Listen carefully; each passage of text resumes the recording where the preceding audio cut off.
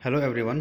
Twelfth class physics आगे continue करते हैं। लास्ट टाइम हमने गॉस थ्योरम की है, गॉस थ्योरम का प्रूफ किया है और गॉस थ्योरम से हमने कूलॉम्स लॉ को निकाला है कि ये देखा है कि हम कूलॉम्स लॉ को कैसे निकाल सकते हैं गॉस थ्योरम से।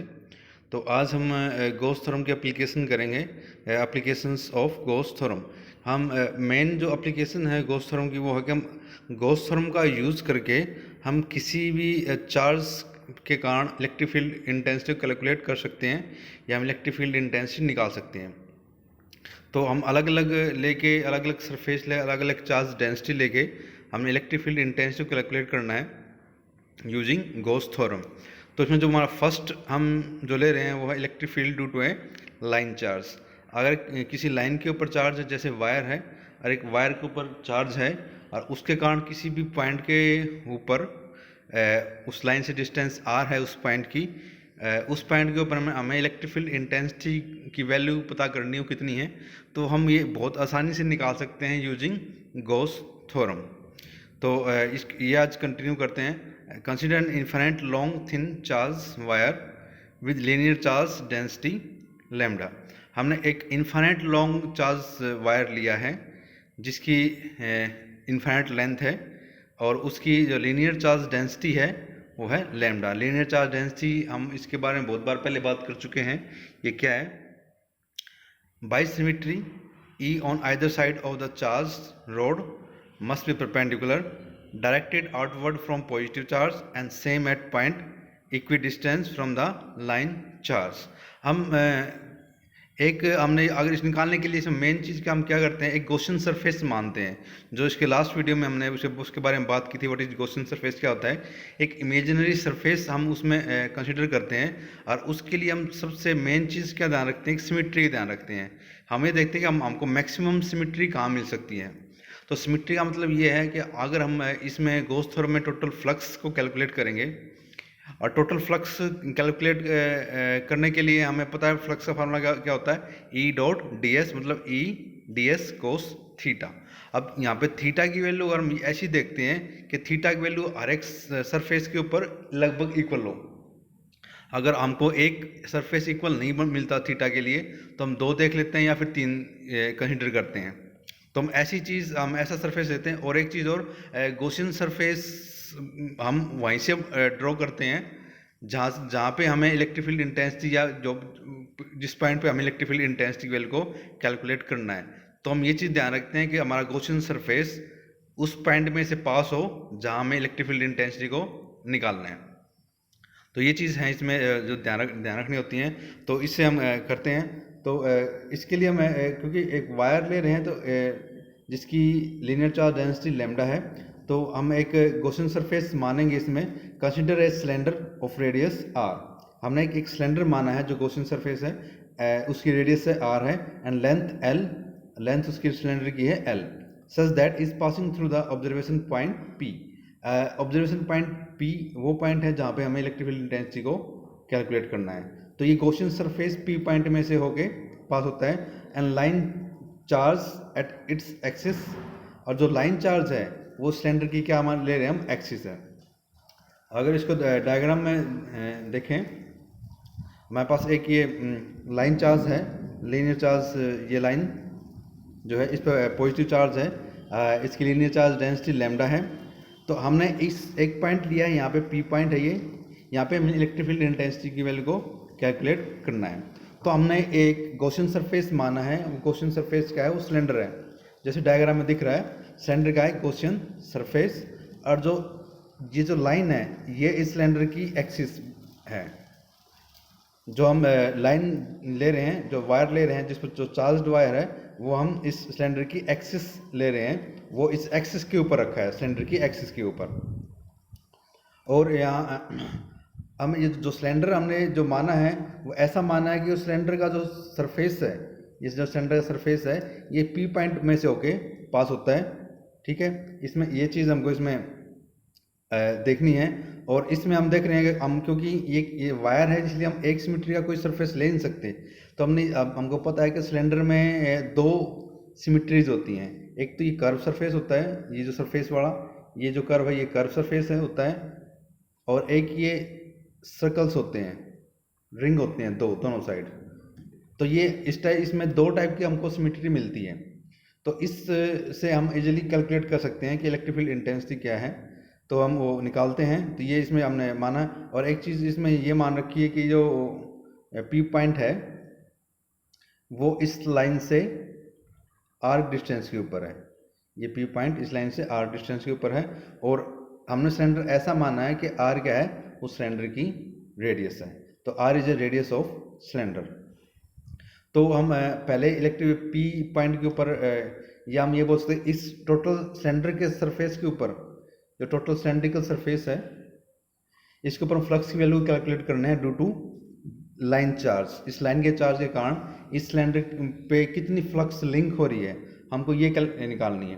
तो ये निकालने के लिए हम गॉस थ्योरम अप्लाई करते हैं। तो electric flux link with the curve surface of cylinder. तो हम इसको दो स्टेप में करेंगे।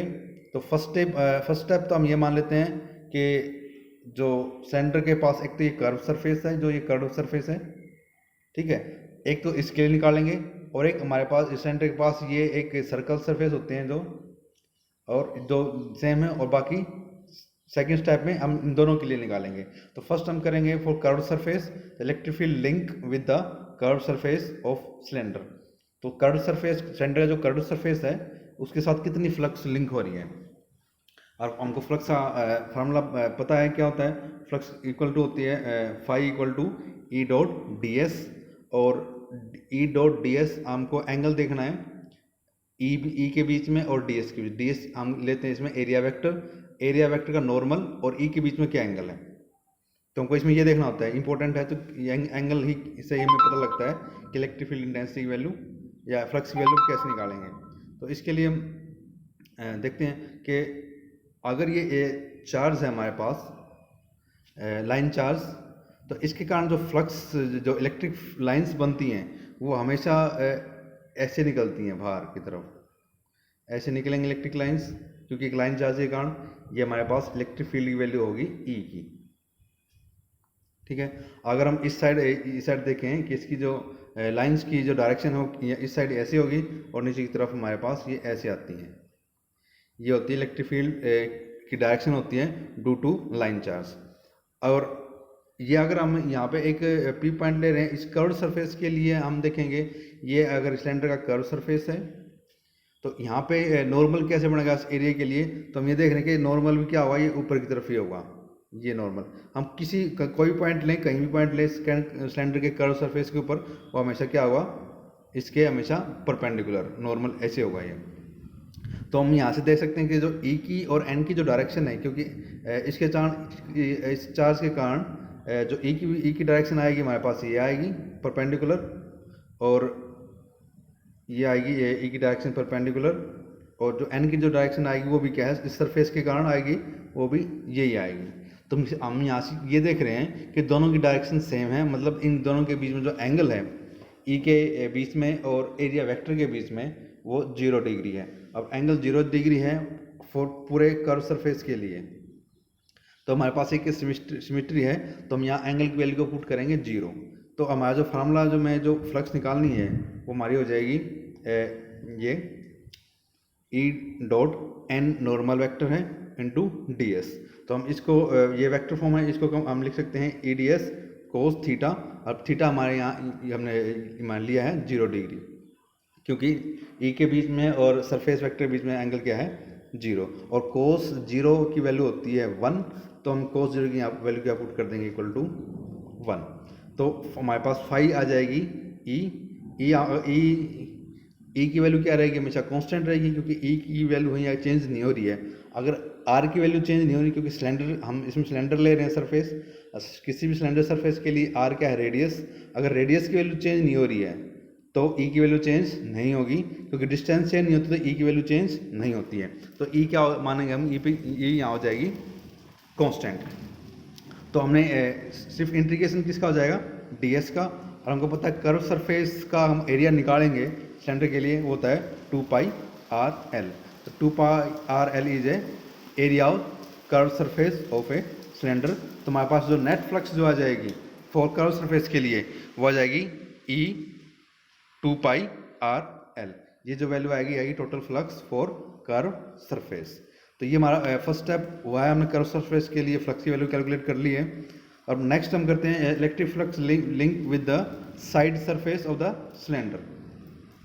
जो ये साइड सरफेस है सिलेंडर के, एक तो हमारे पास ये है और एक ये है। इस सरफेस के लिए जो इलेक्ट्रिक फ्लक्स जो आएगी वो अब हमको कैलकुलेट करनी है।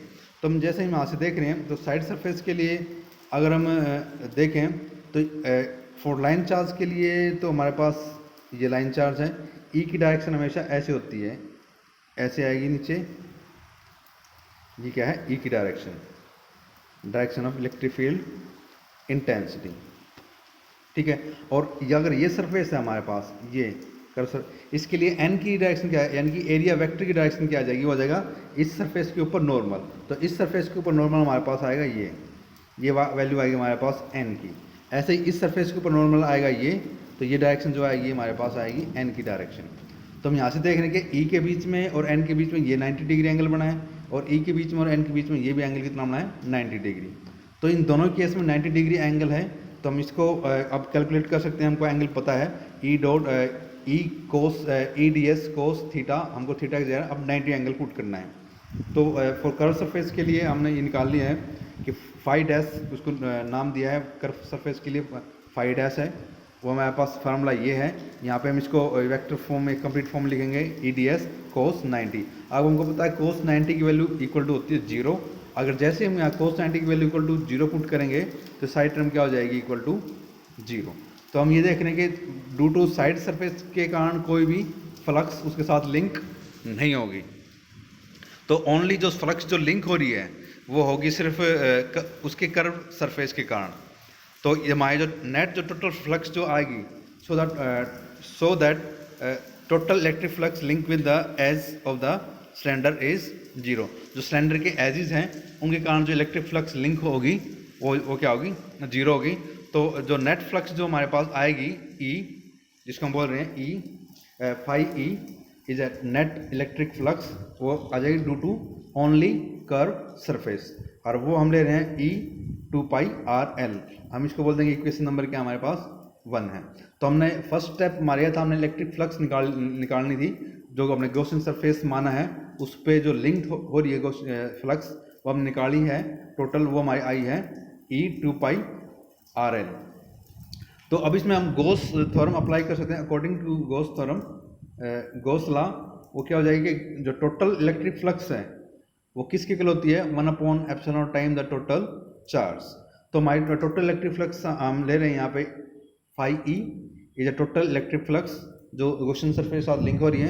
हमने अब ये मान रखा है कि जो लीनियर चार्ज है वो हमारा टोटल चार्ज है Q, और उसको हम डिवाइड कर देंगे 1/ε से। तो ये हमारे पास होती है गॉस थ्योरम। तो फ्रॉम इक्वेशन 1 एंड 2, और दोनों का इक्वेशन को कंपेयर करें, क्या आएगा हमारे पास?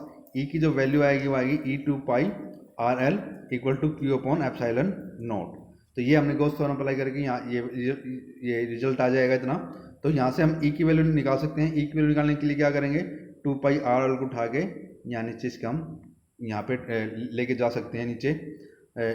तो हमारे पास जो E की जो वैल्यू आएगी इलेक्ट्रिक फील्ड इंटेंसिटी की, ये वैल्यू आ जाएगी E equal to Q/ε0 2 pi R L. ये जो हमारे पास वैल्यू आती है ये आती है इलेक्ट्रिक फील्ड इंटेंसिटी। तो ऐसे हम इलेक्ट्रिक फील्ड इंटेंसिटी हमने P पॉइंट पे निकाली है। तो हम ऐसे हम इलेक्ट्रिक फील्ड इंटेंसिटी किसी पॉइंट पे निकाल सकते हैं गॉसियन सरफेस मान के और गॉस थ्योरम को अप्लाई करके। तो हम यही बोलते हैं कि ये क्या है, फर्स्ट एप्लीकेशन की हमने इलेक्ट्रिक फील्ड इंटेंसिटी कैलकुलेट करना using Gauss theorem for a linear charge distribution या लीनियर चार्ज डेंसिटी, जिसकी हमारे पास क्या है? लैम्डा। अगर हम यहाँ पे Q की वैल्यू भी रखना चाहें, अगर हमको मान लो हमको Q की वैल्यू पता नहीं है कितनी है, तो हम ये वैल्यू लैम्डा से निकाल सकते हैं, क्योंकि हमको यहाँ पे लैम्डा गिवन क्वांटिटी में दे रखा है कि जो उसकी लीनियर चार्ज डेंसिटी है वो वायर की, वो है लैम्डा। तो हम यहाँ से उसकी Q की वैल्यू कैलकुलेट कर सकते हैं। तो Q की वैल्यू कैलकुलेट के लिए लैम्डा की वैल्यू क्या होती है? Q/L, यानी total charge per unit length, इसको बोलते हैं लीनियर चार्ज डेंसिटी।